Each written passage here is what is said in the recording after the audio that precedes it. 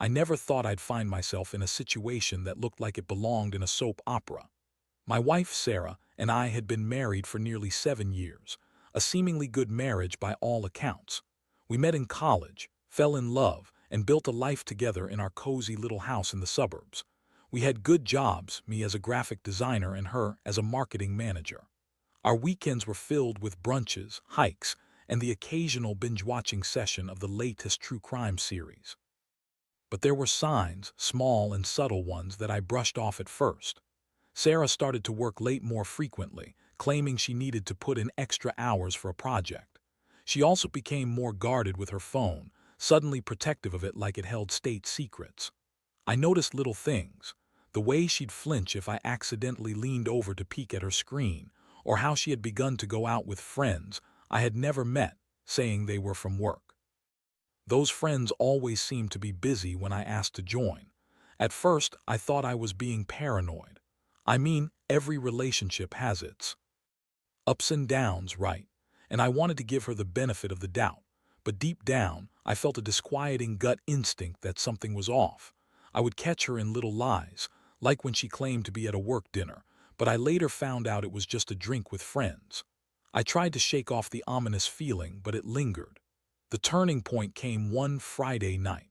I had planned to surprise Sarah by getting off work early and cooking her favorite dinner. I even bought a nice bottle of wine. When I arrived home, I was greeted with an empty house, a stark contrast to what I had envisioned. I texted her, but there was no response.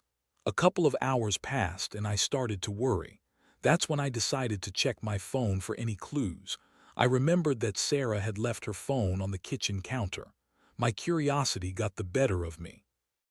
I picked it up, hesitated for a moment, and then unlocked it using the code I had seen her enter 1,000 times. What I found nearly ripped my heart out. There were texts and pictures exchanged between Sarah and some guy named Jason. The messages were flirty, intimate, and explicit. I felt the world tilt beneath me and all the air rushed from my lungs. The realization crashed over me like a tidal wave. My wife was cheating on me. I could hardly process what I was seeing. There were plans to meet up later that night, and the last text I read from her was a promise to make it worth his while. I dropped the phone on the counter, my hands shaking. I could hear my heart pounding in my ears as I stumbled back against the wall. It was surreal, like I was in a bad dream. I couldn't think straight. Instead of feeling angry right away, I felt a deep, hollow ache. The woman I loved was betraying me, and all those little signs I dismissed suddenly came crashing back into focus, painting a picture I had been too naive to see. I decided to confront her. I didn't want to wait until she got home. I needed answers now. I texted her, told her to come home immediately. My heart raced as I waited, thoughts racing through my mind. How could she do this? Why would she throw away everything we built? Did she even care about our marriage? When Sarah finally walked through the door, her face lit up with a smile that quickly faded when she saw the look on my face. I didn't waste any time. I laid everything out for her, the texts, the photos, the evidence that was now glaringly obvious. I watched her face shift from confusion to denial, and my heart sank further. Who the hell is Jason? I demanded, anger spilling over. Her reaction was a mixture of panic and defiance. "What are you talking about? You're being ridiculous," she exclaimed, her voice rising, but I wasn't having it. I threw the phone on the table, the screen lighting up with her betrayal, and her eyes widened as she recognized the evidence. She started with excuses, claiming I was overreacting and that I didn't understand the context. It was just harmless flirting. She insisted, her voice defensive and shrill. "You've been so distant lately. I thought you didn't care anymore." I wanted to scream at her, to tell her how wrong she was, but instead, I felt a dark calm settle over me. I had seen the truth, and there was no going back. The emotional betrayal hit hard. I had trusted her completely, and she shattered that trust in an instant. As the confrontation continued, I felt a cocktail of emotions: anger, sadness, disbelief, and even a strange sense of clarity. I knew I had to make a decision about what to do next. I had loved this woman, but now I wasn't even sure who she truly was anymore. This was only the beginning of my emotional roller coaster, and as I stood there, staring at the person I once shared my dreams with, I knew things would never be the same again. The confrontation with Sarah spiraled into a chaotic whirlwind of accusations and denials. I could hardly fathom how someone I had committed my life to could be so indifferent to the pain she was causing me. As she continued to deflect responsibility and blame me for her actions, I felt my anger boiling over. "How could you think this was okay?" I asked, my voice rising as I struggled to keep my emotions in check. "You said you loved me, you said. We were partners." She crossed her arms defensively, her eyes darting away from mine. "I don't have to explain myself to you. You've been an awful husband, too busy with your work to notice me." She shot back, her tone biting. It was infuriating to hear her try to twist reality to make me the villain in this story. I wanted to shake her, to make her see the absurdity of her excuses, but I also knew that engaging in a shouting match wouldn't lead anywhere productive. Instead, I felt a wave of clarity wash over me as I realized this was no longer the woman I loved. This was someone else entirely, a stranger cloaked in betrayal. "Sarah, you're not even being honest with yourself. This isn't about me, this is about your choice to cheat," I said, struggling to keep my voice steady. "You can't shift the blame onto me. You made a decision to betray our marriage and there's no coming back from that." Finally, her facade cracked. I could see anger melting into fear, and for a moment I thought she might finally understand the weight of her actions. But before I could hope for any rational dialogue, she turned on her heel, storming out of the room in a huff. The door slammed behind her, echoing through the empty house, leaving me feeling more isolated than ever. I didn't sleep that night. Instead, I paced the living room, replaying the evening's events in my mind, my heart racing with a mixture of devastation and outrage. The hurt boiled inside me, but beneath it all was a creeping determination. I couldn't let her get away with this. I needed to show her and everyone else the reality of her betrayal. As dawn broke, an idea had begun to form. I could expose her lies to those she tried to manipulate for sympathy. Sarah had a close-knit family and they adored her. They had always viewed our relationship through rose-colored glasses, but I knew the truth needed to be revealed. They needed to understand the real Sarah, the one who had laughed behind my back while she engaged in an affair. I texted my best friend, Mike, asking him to meet me for coffee. I needed a sounding board, someone who could keep me grounded amid the chaos. When we met, I didn't mince words. I laid out everything: the affair, the confrontation, the lies. Mike listened intently, his expression shifting from shock to concern. "Dude, I can't believe she did that to you," he said, shaking his head. "You deserve better than this. Have you thought about what you want to do next?" That question echoed in my mind. What did I want? Part of me wanted to save the marriage, to fight for what we had built together, but that felt impossible now. The other part, fueled by betrayal and hurt, wanted to unleash a storm of retribution. I couldn't allow her to manipulate the narrative and paint herself as the victim. "I think I need to show her family the truth," I finally said, feeling a grim sense of purpose. "If she's playing the victim, they need to know what she's really been up to." Mike nodded, understanding my resolve.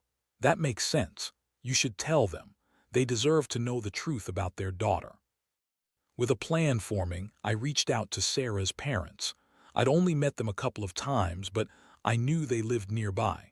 I decided to invite them over for dinner under the pretense of wanting to discuss something important. My heart raced at the thought of what I was about to do, but there was no turning back now. I had to stand my ground. When Sarah's parents arrived, I greeted them with the best smile I could muster, my heart pounding in my chest. They were warm and welcoming, and I felt a pang of guilt for what I was about to do. But I reminded myself that this was necessary. They needed to understand the depth of their daughter's betrayal. As we sat down to dinner, I managed to keep the conversation light at first, discussing work and sharing a few laughs. But as the meal progressed, I felt the moment to shift gears approaching. I cleared my throat, the weight of my words heavy on my mind. "There's something I need to share with you," I said, looking them both in the eye. "It's about Sarah." Instantly, I felt the atmosphere change. Their smiles faded, concern etched on their faces. "What is it?" her mother asked, her tone cautious. I took a deep breath, steeling myself. "I discovered that Sarah has been cheating on me. There's a guy named Jason, and I have proof." The room went silent. I could see the confusion and disbelief flicker across their faces. It was exactly the reaction I had anticipated, but knowing that didn't make it any easier. "Are you sure?" her father asked, his brow creasing with worry. "This sounds unbelievable. I wish it were a lie, but it's not. I have text messages and pictures. I thought you should know the truth." I pulled out my phone and showed them the damning evidence, watching their expressions shift from shock to a blend of anger and disappointment. "I can't believe she would do this," her mother whispered, her hands trembling slightly. "We raised her better than this." As the reality of the situation washed over them, I felt a grim satisfaction. They needed to see who their daughter had become. I could only imagine the pain they felt, and part of me wished that this wasn't necessary. But the truth had to be revealed. I couldn't let her manipulate them into thinking she was the wronged party in all this. The rest of the evening unfolded in a tense silence. I could see their disappointment grow, and I knew they were grappling with the knowledge that their daughter had betrayed not just me, but them as well. I felt a mixture of relief and anguish as they began to process the truth. Finally, after what felt like an eternity, they left and I was left alone again, the house feeling emptier than before. As I sat in the silence, my mind raced with thoughts of the confrontation and the fallout that was bound to ensue. I had exposed Sarah's lies, but I also knew this was only the beginning. The emotional storm was far from over, and I was bracing myself for the consequences. The fallout from my confrontation with Sarah's parents hit harder than I had anticipated. I'd thought that by revealing her betrayal, I would feel a sense of empowerment, a rush of vindication for exposing the truth. But instead, I was left with a heavy heart. The next day, I expected an immediate confrontation with Sarah. I imagined her storming through the door, ready to unleash her fury upon me for revealing her secrets. Instead, I received a barrage of texts and calls from her family. Sarah's mother was distraught while her father was furious. They wanted to talk, to understand what had happened, and I could feel their disappointment seep through every message. They were devastated, but their focus was on Sarah. "You didn't have to do this," her mother pleaded in one of her texts. "You could have worked it out privately." "Worked what out?" I shot back. "She cheated on me, she made her choices, and now she has to face the consequences." As the day dragged on without any word from Sarah, I felt the weight of the situation pressing down on me. I began questioning my decision to expose her lies. Did I go too far? Should I have tried to handle this more discreetly? But as the memories of her betrayal replayed in my mind, I quickly reminded myself that I had acted out of a need for honesty. Later that evening, I received a knock at the door. My heart raced, and I knew instantly who it was. Sarah stood there, a mixture of anger and guilt etched across her face. She looked different, almost fragile in that moment, and it struck me just how deeply this whole situation was affecting her. "What the hell did you do?" she demanded, her voice shaking as she stepped inside. "You had no right to tell my parents." I closed the door behind her, trying to keep my composure. "I had every right. You think you can just betray me and play the victim? You needed to face the truth." She crossed her arms defensively, but I could see the cracks in her tough demeanor. "You don't understand. They don't know the whole story. You've only shown them half of it." "What other half could there possibly be?" I shot back, my anger flaring again. "You think just because you've spun some sob story they will sympathize with you? You cheated on me, Sarah, that's the whole story." Her expression shifted, and for a brief second I saw vulnerability. "I was lonely, okay? You were always working. I felt like I was doing this alone." I couldn't believe what I was hearing. "So you decided to betray me, that's your excuse. You couldn't have talked to me about it. You couldn't have sought help instead of running to another man." She looked away, guilt washing over her features. "I didn't mean for it to happen, it just happened. I was confused and overwhelmed, and Jason was there. I thought it would help. Help by destroying our marriage." I felt the hurt surface again, bubbling up with every word we exchanged. "You think it justifies what you did. You went behind my back, and now you want to say it's my fault." Tears welled in her eyes, and I could see the realization of her actions settling in. She took a step closer, her voice dropping to a whisper. "I'm so sorry. I made a mistake, a huge mistake. I thought I could figure things out, but I realize now how wrong I was. I love you, and I want to make this right." The words hit me like a freight train, and for a moment I faltered. Did I want to believe her? My heart ached to hear her say those words, but my head screamed for caution. I needed to protect myself from further pain. Do you really think I can just forget all of this? That I can wash away the betrayal with a few heartfelt apologies? You shattered my trust, and it's not something that can be easily repaired, I replied, my voice steady but my heart racing. I'll do anything, she pleaded, desperation evident in her tone. I'll go to therapy. I'll talk to my parents about what I did. I'll make it right, I swear. The weight of her promises hung in the air, and I felt torn. A part of me wanted to believe that we could fix this, that our love could overcome this betrayal. But another part of me felt the urgent need for revenge. The pain of her infidelity was still fresh, and I couldn't ignore the feeling that she had manipulated my love for her all along. Sarah, you have to understand that I can't just dive back into this blindly. I need time to think, I said, carefully choosing my words. You've made your choices, and now it's my turn to make mine. Frustration flashed across her face, and I could see the anger bubbling up again. So, what? You're just going to throw us away? You're going to let one mistake ruin everything? It's not just one mistake, it's complete disregard for our vows, for our life together. I don't know if I can ever trust you again, I said, the sting of betrayal fresh in my mind. The room fell silent as we stood there, the air thick with unresolved tension. Sarah's expression shifted from anger to a mixture of sorrow and regret. I don't know how this happened, she finally whispered, her voice breaking. I just wanted to feel loved. I took a deep breath, grappling with the emotions swirling inside me. You had my love, Sarah. We were building a life together. If you felt lonely, you should have come to me, but instead you chose to betray me. She nodded slowly, tears streaming down her cheeks. I know I messed up. I was stupid, selfish, and I don't expect you to forgive me easily. But I love you, and I want to fix this. I felt a flicker of something. Was it hope? A longing for the life we had built together? But I knew that I had to be cautious. The road ahead would require time, reflection, and perhaps a painful reckoning. Love isn't enough anymore, I said, finally, my voice steady. You need to show me you can change, and I need time to process all of this. Sarah looked crushed, but I could see a glimmer of understanding in her eyes. I'll do whatever it takes, she responded, her voice barely above a whisper. With that, she turned and walked out, leaving me with the heavy burden of uncertainty. I was at a crossroad, and I needed to decide if I wanted to try and salvage the remnants of our marriage or let the storm of betrayal wash it all away. I suddenly realized that the next steps would not only define our relationship, but also reshape my understanding of love, trust, and forgiveness. As I sat in the silence of the house once more, I knew that the real challenge was just beginning. I had to navigate the emotional minefield of betrayal while grappling with the decision of whether to rebuild what had been lost or to seek liberation from the pain she had caused. The journey ahead would be fraught with challenges, but I was resolute.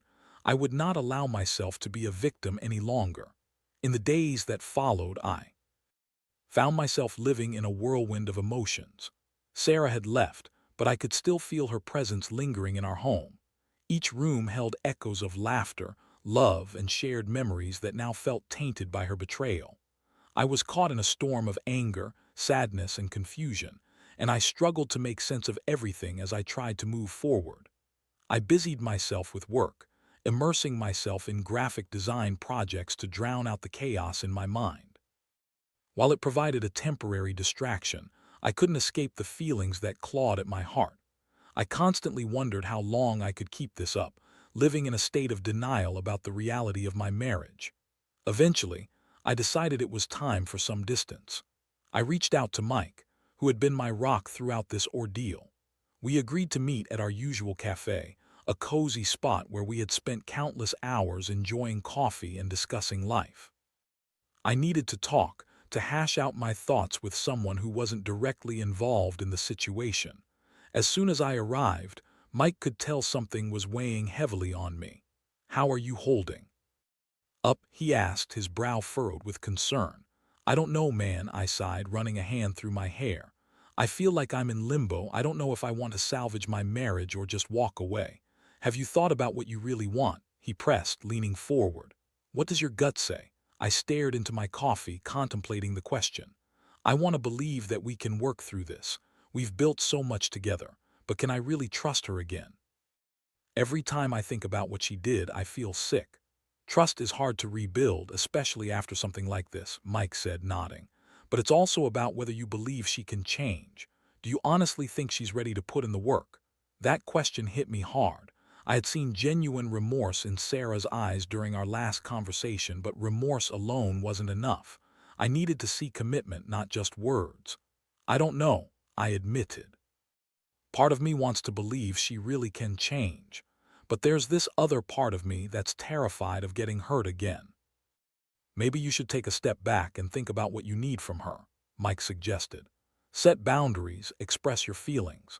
If she's serious, she'll respect that and show you she's committed to making amends. As the conversation continued, I began to feel a sense of clarity. I had been so focused on her actions that I hadn't thought about my own needs and feelings. I needed to articulate what I wanted moving forward and how I could protect myself while navigating this painful situation. That night, as I settled into bed, I decided to draft a letter to Sarah. Writing had always been a cathartic outlet for me, allowing me to express emotions that were often difficult to articulate face to face. I sat down with my laptop and began typing my thoughts, pouring out everything I felt: the hurt, the anger, the confusion, but also the flicker of hope that remained. I wrote about my love for her and how it had been marred by her choices. I explained how her infidelity shattered my trust and how I no longer recognized the woman I once loved. But I also expressed that I was willing to give her a chance to prove herself, to show me that she could change. After several hours of writing, I finally finished the letter.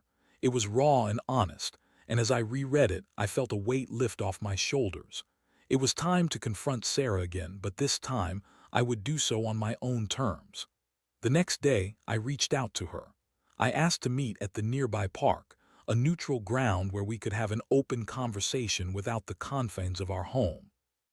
I wanted a space that felt less charged with emotion, a place where we could both reflect on the situation. When I arrived, I spotted her sitting on a bench, looking small and vulnerable. Seeing her like that tugged at my heart. I took a deep breath as I approached, my resolve firm. This was my opportunity to lay out my feelings and set the foundation for what might come next.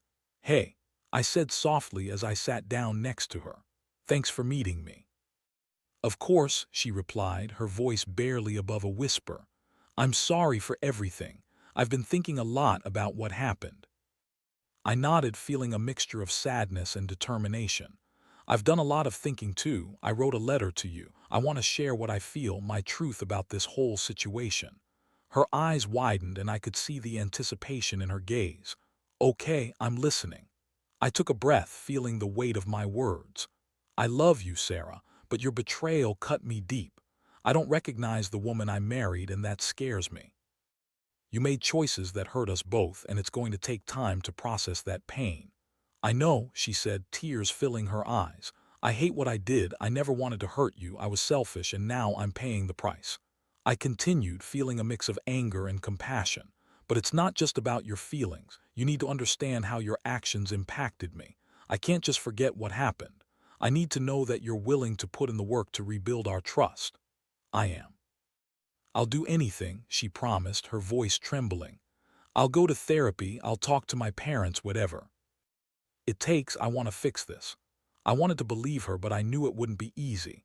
"It's going to take time. I need space to figure out how I feel, and I need you to respect that. I can't dive back into this without seeing real change." She nodded, her expression shifting from desperation to understanding. "I get it. I'll give you space. I just want you to know how truly sorry I am." "I know you're sorry, but words can only do so much," I said, feeling the weight of my emotions. "I need actions, not just apologies." For the first time, I felt a flicker of hope. Maybe this was the turning point we both needed. But the path ahead was still uncertain, and I knew we had a long way to go. As we sat in silence, I realized that this confrontation was just the beginning of a complicated journey toward healing. A journey that would demand transparency, effort, and perhaps even forgiveness. I was determined to navigate this minefield with care, focusing on my own needs while being open to the possibility of rebuilding our relationship. But one thing was clear. I wasn't going to rush into anything. I needed to prioritize my emotional well-being and reclaim my sense of self. Whatever lay ahead, I was ready to face it head-on, armed with the knowledge that I deserved honesty and love in every form. In the weeks that followed, life settled into a strange new routine. Sarah and I had agreed to take some time apart, which felt surreal. Every day felt like an emotional roller coaster, oscillating between moments of clarity and overwhelming sorrow. I focused on work and kept my social circle tight, leaning on Mike and a few other close friends for support. During this time, I took a step back and gave myself permission to feel everything. I let the anger bubble over when it needed to, and I also allowed myself to mourn the loss of the relationship I thought I had. I found solace in journaling my thoughts, reflecting on what went wrong, and trying to articulate what I wanted moving forward. I frequently visited the park where Sarah and I had met, often sitting on the same bench where we had our last conversation. It became a sacred space for me, a place to think and confront the emotions that had been buried beneath the surface. I knew I had to confront my reality, no matter how painful it was. One afternoon, as I sat on that bench, I reflected on the good times Sarah and I had together. Memories of laughter, shared dreams, and our love felt like shards of glass piercing my heart. I had to face that while she had betrayed me, there were also genuine moments of happiness that I didn't want to erase entirely. But as the memories washed over me, the betrayal still loomed large. I could feel the knot in my stomach tighten at the thought of her affair. I had to remind myself that love and trust were now inextricably linked, and that trust had been shattered. I knew I couldn't go back to the way things were. I needed to focus on healing, and that meant establishing boundaries. I wrote out a list of what I needed from Sarah if there was any hope of rebuilding our relationship. I needed transparency, accountability, and commitment, not just words but actions. I needed to see her genuinely putting in the effort to earn back my trust. Finally, I decided it was time to reach out again. I texted Sarah, asking if we could meet to talk about the future. I felt nervous as I awaited her response, but I also felt ready. I was determined to lay everything on the table. When we met at the cafe, Sarah looked different from the last time I'd seen her. Her expression was more subdued, and she seemed to be carrying the weight of her actions. I took a deep breath, gathering my thoughts as we sat across from each other. "Thanks for meeting me," I began, my heart racing. "I wanted to talk about the path moving forward." "Of course," she replied, her voice soft. "I've been thinking a lot about everything. I want to make this right." "I appreciate that," I said, looking her in the eyes. "But I need to be clear about what I need from you if we're going to try to rebuild anything." Her expression shifted, and I could see her resolve strengthen. "I'm here for that. Just tell me what you need." I pulled out my notes, feeling a twinge of apprehension.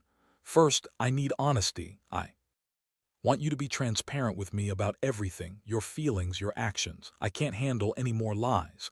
"I can do that," she said, nodding earnestly. "I know I've broken your trust and I want to earn it back." "Second, I want you to seek therapy," I continued.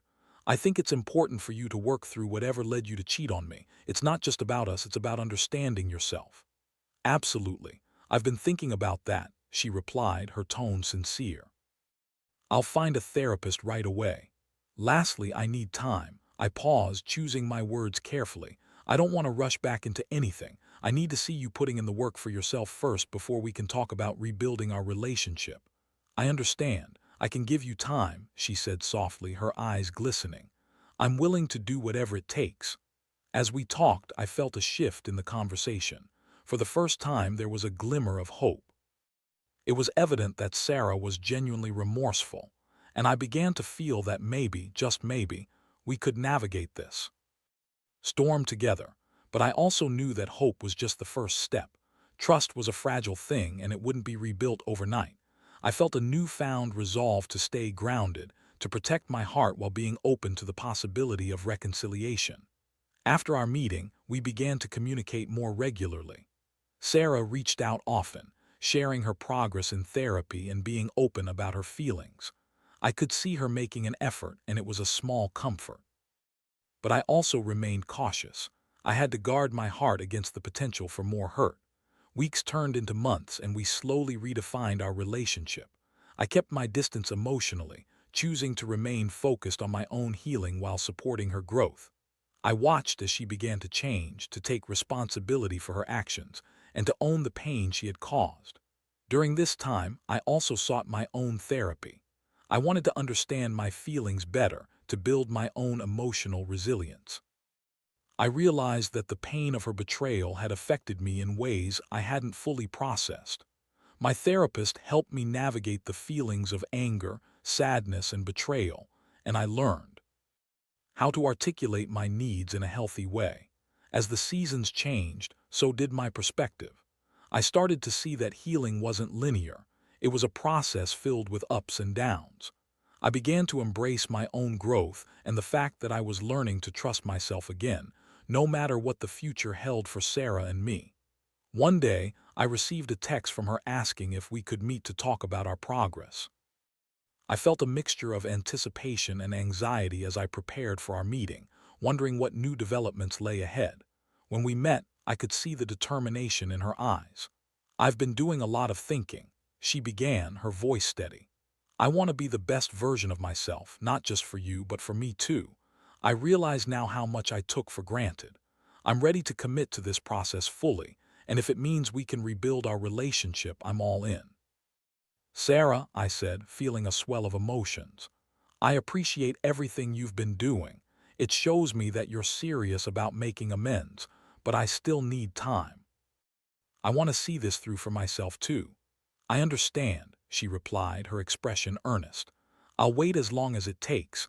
I just want you to know how committed I am." As we spoke, I felt a sense of peace wash over me. It was still uncertain whether we could fully rebuild what had been lost, but I realized that what mattered most was the journey we were on, both as individuals and perhaps as partners again one day. We had both embarked on a path toward healing, and while the future remained unclear, I felt empowered in my choices. I was learning that the true essence of love lay in trust, honesty, and the courage to confront our own flaws. Whatever lay ahead, I was ready to face it, armed with newfound wisdom and the strength to protect my heart. Months passed, and as summer turned into autumn, I found myself in a different place emotionally. Sarah and I had been meeting regularly, sharing our progress and discussing our feelings. Although the path to healing was still rocky, I felt a growing sense of hope. The distance we had initially taken had allowed me to reflect deeply on our relationship and my own needs. Through therapy, I learned that healing was not just about forgiveness. It was about understanding the layers of my emotions and the core of my identity. I was reclaiming parts of myself that I had pushed aside during those difficult times. I started prioritizing my own mental health and rediscovered the things that brought me joy: hiking, painting, and spending quality time with friends. Sarah, too, had been making considerable progress. I could see her commitment reflected in her actions. She was honest about her feelings in her therapy sessions, and she took responsibility for her past mistakes. It was validating to see her become a stronger person, even if our relationship still hung in a delicate balance. One evening, as we sat on a bench in our favorite park, I turned to her, my heart pounding. "I want to thank you for the effort you've put in. It hasn't gone unnoticed," I said, gauging her reaction. "But we still have a long way to go." "I know," she replied, her voice steady. "I'm committed to this journey, no matter how long it takes. I've learned so much about myself. And what led me to cheat? I want to be better, not just for you, but for myself. I don't want to repeat the past." The sincerity in her voice resonated with me. "I appreciate that, but I need to know if you're willing to continue facing the hard truths. We can't sidestep the difficult conversations. Trust needs to be built back brick by brick." "I'm ready for that. I promise to keep being honest, no matter how uncomfortable it gets," she assured me. "You deserve that, and so do I." After a moment of silence, I took a deep breath. "I have to be honest, too. While I'm hopeful, I still feel a bit guarded. Trust is going to take time for me, and I need you to understand that. I can't dive back into what we had before without seeing genuine change." "That's fair," she said, nodding slowly. "I'm prepared for that. I want to be the partner you deserve, and I want to work toward a future together." As we talked, I felt the weight of the world lift slightly from my shoulders. While uncertainty still loomed, it felt manageable now. I no longer viewed our relationship through the lens of betrayal. Instead, I began to see it as an opportunity for growth, both for Sarah and for myself. Over the next few weeks, we began to explore the concept of rebuilding our relationship from a healthier foundation. We set boundaries that would allow us to reconnect while maintaining our individual identities. I found myself opening up again, sharing my thoughts, fears, and dreams instead of retreating into silence. During one of our deeper conversations, I asked, "What is it that you want from this relationship moving forward?" "I want us to create a space where we can both be honest and vulnerable," she replied, her eyes earnest. "I want to build a future where we support each other's growth, no matter what that looks like. I want to make sure I never take you for granted again." Her words resonated within me. I realized that while the road to recovery was still fraught with challenges, we had begun to forge a partnership based on mutual respect and accountability. We were no longer just two people in a relationship. We were becoming a team committed to working through the complexities. Together, one evening as the sun set, painting the sky in hues of orange and pink, I took Sarah's hands in mine. "I'm willing to take this journey with you," I said softly. "Let's take it one day at a time and see where it leads us." She smiled, her eyes shining with gratitude. "Thank you for giving me this chance. I won't let you down again. We'll figure this out together." The warmth of her hand in mine felt comforting, and in that moment I knew we were embarking on a new chapter. It wouldn't be easy, and there would still be moments of doubt and pain, but I felt ready to embrace the future. As night fell and the stars began to twinkle overhead, I realized that my journey of healing hadn't just been about Sarah's betrayal. It had also been about rediscovering my own strength and resilience.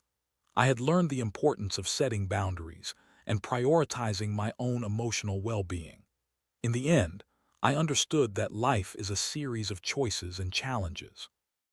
Love is not just about the highs, it's also about navigating the lows together.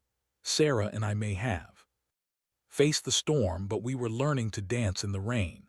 And as we ventured into this new phase, I held on to the hope that we could build something beautiful from the ashes of our past. Trust was fragile, but with patience, effort, and a commitment to honesty, we could create a bond stronger than before. I was ready to embrace whatever came next together.